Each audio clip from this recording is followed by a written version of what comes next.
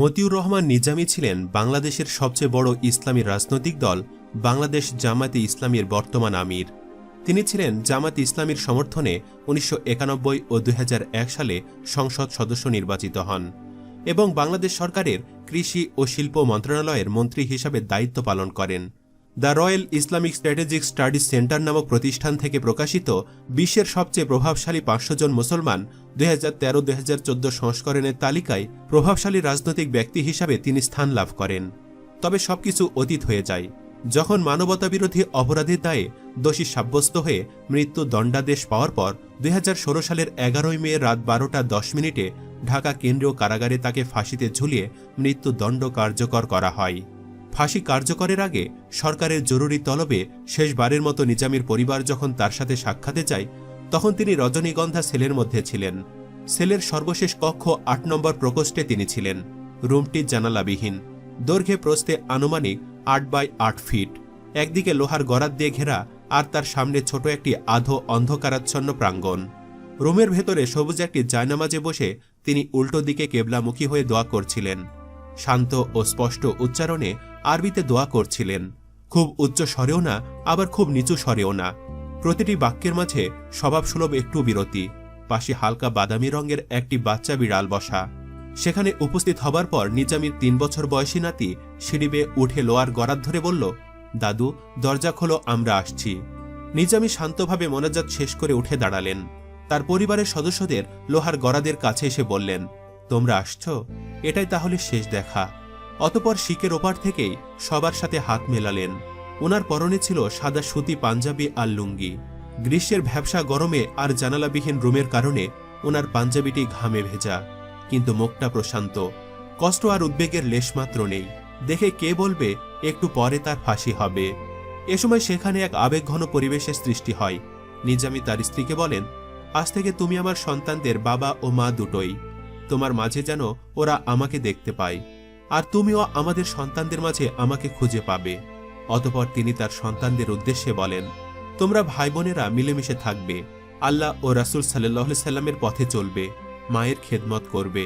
তোমরা তোমাদের মায়ের মাঝে আমাকে খুঁজে পাবে, আর তোমাদের আম্মা যেন তোমাদের মাঝে আমাকে খুঁজে পায়। তোমরা তোমাদের আব্বুকে যেভাবে দেখেছ সেটাই মানুষকে বলবে। আমার ব্যাপারে বাড়তি কথা বলা থেকে বিরত থাকবে। তিনি আরো বলেন, আমার বয়স এখন ৭৫ বছর। আমার সহকর্মীদের অনেকেই আমার মতো লম্বা হায়াত লাভ করে নাই। তোমরা তোমাদের বাবাকে দীর্ঘদিন পেয়েছ। হায়াত মাউত আল্লাহর হাতে। আমার মৃত্যু যদি আল্লাহ আজকে রাতে লিখে রেখে থাকেন তাহলে বাসায় থাকলেও মৃত্যু হতো। সর্ব অবস্থায় আল্লাহর প্রতি সুধারণা রাখবে আর শুকরিয়া আদায় করবে। এরপর নিজামী বিশেষ করে যারা তার জন্য, অন্যান্য নেতৃবৃন্দের জন্য, সর্বোপরি ইসলামী আন্দোলনের জন্য কষ্ট করছেন তাদের সবাইকে ধন্যবাদ ও সালাম জানাতে বলেন। সকলের কাছে দোয়া কামনা করেন যেন আল্লাহ তাআলা তার শাহাদাত কবুল করেন। তখন নিজামীর স্ত্রী বলেন, আল্লাহ তোমাকে দুনিয়াতেও সম্মানিত করেছেন, আখিরাতেও সম্মানিত করবেন ইনশাআল্লাহ। অতঃপর নিজামী বলেন, আমি সামান্য অজ পাড়া গায়ের ছেলে। আল্লাহর রহমতে আমার জন্য গোটা দুনিয়া ও বড় বড় আলেমরা উদ্বেগ প্রকাশ করেছেন, দোয়া করেছেন। আমার মুক্তির ব্যাপারে ওআইসিতে আলোচনা হবে দেখে কেউ নাকি ওআইসি সম্মেলনে যায়নি। এগুলো তো পরম সৌভাগ্যের ব্যাপার। এমতো অবস্থায় তার সন্তানেরা বলেন, আমাদের জন্য কাল কিয়ামতের দিনে আল্লাহর কাছে সুপারিশ করবেন যেন আমরা জান্নাতে যেতে পারি। জবাবে তিনি বলেন, তোমরা জান্নাতে যাওয়ার মতো আমল করো, তাহলে ইনশাআল্লাহ জান্নাতে যেতে পারবে। এরপর নিজামী তার সন্তানদের অনুরোধে আল্লাহর কাছে দুহাত তুলে দোয়া করেন। প্রায় ঘণ্টাখানেক এই মোনাজাত পর্ব স্থায়ী হয়। আল্লাহর প্রশংসা ও নবী করিম সাল্লাল্লাহু আলাইহি সাল্লামের প্রতি দরুদ পাঠ করার পর প্রথমে প্রায় ২০ মিনিট রাসূল সাল্লাল্লাহু আলাইহি সাল্লামের শিখিয়ে দেওয়া মাসনুন দোয়াগুলো পাঠ করেন। নিজামীর কাছে সুযোগ ছিল রাষ্ট্রপতির কাছে ক্ষমা চাওয়া নিয়ে কালক্ষেপণ করার। সেই সুযোগ তিনি নেননি বলতে আল্লাহ তাআলাই হয়তো এমনটা চাননি। কেননা মৃত্যুর সময় আল্লাহ কর্তৃক নির্ধারিত, তা আমরা সবাই জানি। সেদিন তিনি দেখিয়েছিলেন অন্তরে সেই বিশ্বাসকে ধারণ করে কিভাবে মৃত্যুকে আলিঙ্গন করতে হয়। সাক্ষাতের শেষের শুরুর দিকে নিজামী বলেন, আমার ওসিয়তগুলো তোমরা আমার লেখা বইগুলোতে পাবে, বিশেষ করে জেলে বসে লেখা ২টি বই, কুরআন হাদিসের আলোকে রাসূল সাল্লাল্লাহু আলাইহি ওয়াসাল্লাম ও আদাবে জিন্দেগি, এবং আগে লেখা বই কুরআনের আলোকে মুমিনের জীবন প্রভৃতি বইগুলো পড়তে বলেন। শেষ পর্যায়ে নিজামী তার পরিবারকে জিজ্ঞেস করলেন, সাথিয়ায় দাফন করতে কে কে যাবে।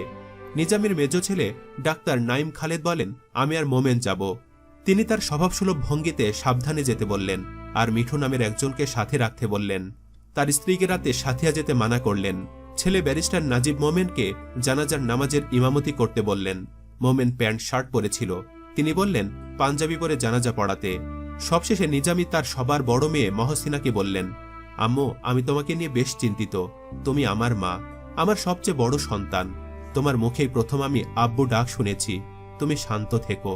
তার স্ত্রীকে আবারও বললেন, আমার সোনার টুকরা 6 ছেলে মেয়েকে রেখে গেলাম। তুমি এদের মাঝে আমাকে খুঁজে পাবে। তোমরা যাও, আমি তোমাদের যাওয়া দেখি। পরিবারের সাথে শেষ সাক্ষাতের সময় সবাইকে নিয়ে মোনাজাত শেষে নিজামী ছেলে নাজিব মোমেনকে জিজ্ঞাসা করেন, তিনি ফাঁসির মঞ্চে লুঙ্গি পরে না পাঞ্জাবি পাজামা পরে যাবেন? মোমেন বললেন, পাঞ্জাবি পাজামা পরে যাবেন। পরিবারের সদস্যদের বিদায় দিয়ে মহান রবের পানে যাওয়ার প্রস্তুতি নিতে থাকেন নিজামী। জল্লাদরা যখন তার কক্ষের সামনে যায়, তিনি বললেন, আমি প্রস্তুত। ভিডিওটি শেষ করব, তবে তার আগে নিজামীর জীবনের শেষ মোনাজাতটা জানিয়ে দেব। শেষ মোনাজাতে তিনি বলেছিলেন, হে আল্লাহ, আমি তোমার এক নগণ্য গুনাহাগার বান্দা। তুমি আমাকে যতটুকু তোমার দিনের খেদমত করার তৌফিক দিয়েছ তা মেহেরবানি করে কবুল করে নাও। আমাকে ইসলাম ও ঈমানের ওপর জীবনের শেষ মুহূর্ত পর্যন্ত টিকে থাকার তৌফিক দাও আর শাহাদাতের মৃত্যু দান করো। হে আল্লাহ, তুমি আমাকে আর আমার বংশধরদেরকে নামাজ কায়েমকারী বানাও আর আমাকে, আমার পিতামাতাকে আর সকল মুমিনদেরকে কাল কিয়ামতের দিনে ক্ষমা করো। হে আল্লাহ, আমাদেরকে পরিপূর্ণ ঈমান দান করো। তোমার উপর সত্যিকারের ভরসা করার তৌফিক দান করো। আমাদের জিহ্বাকে তোমার সার্বক্ষণিক জিকিরকারী বানাও। আমরা তোমার কাছে তোমার ভয়ে ভীত অন্তর, উপকারী জ্ঞান, হালাল প্রশস্ত রিজিক, সুস্থ বুদ্ধি ও দিনের সঠিক বুঝ ভিক্ষা চাচ্ছি। হে আল্লাহ, আমাদেরকে মৃত্যুর পূর্বে তওবা করার তৌফিক দাও। মৃত্যুর সময় আরাম দান করো। মৃত্যুর পরে তোমার ক্ষমা লাভ করার তৌফিক দাও ও দোজকের আগুন থেকে রক্ষা করো। শেষ দোয়াতে তিনি আরো বলেন, হে আল্লাহ, আমার হালালকৃত জিনিসের মাধ্যমে হারাম থেকে বেঁচে থাকার তৌফিক দাও। তোমার আনুগত্যের মাধ্যমে তোমার নাফরমানি থেকে বেঁচে থাকার তৌফিক দাও আর আমাদেরকে তুমি ছাড়া কারো মুখাপেক্ষী করো না। আল্লাহ, তোমার নূর দিয়ে আমাদেরকে হেদায়েত দান করো। আমাদের সকল গুনাহ খাতা তোমার সামনে পরিষ্কার। তোমার কাছেই ক্ষমা চাচ্ছি ও তোমার নিকট প্রত্যাবর্তন করছি। ইয়া হান্নান, ইয়া মান্নান। সবশেষে তিনি বলেন, হে আল্লাহ, তুমি এই দেশকে তোমার দিনের জন্য কবুল করে নাও। এ দেশের জন্য শান্তির ফয়সালা করে দাও। এ দেশকে গুম, খুন, রাহাজানি ও আধিপত্যবাদীদের হাত থেকে রক্ষা করো। তিনি দেশ ও দেশবাসীর সুখ সমৃদ্ধির জন্যও দোয়া করেন। এই আবেগঘন মোনাজাতের সময় আমার মেয়ে কয়েকজন জেল কর্মকর্তা ও কর্মচারী চোখে পানি দেখেছে বলে পরে আমাকে জানাই। মতিউর রহমান নিজামী দুনিয়াতে কি পাপ পুণ্য করেছেন সেটা আল্লাহ সুবহানাহু ওয়া তাআলাই ভালো জানেন।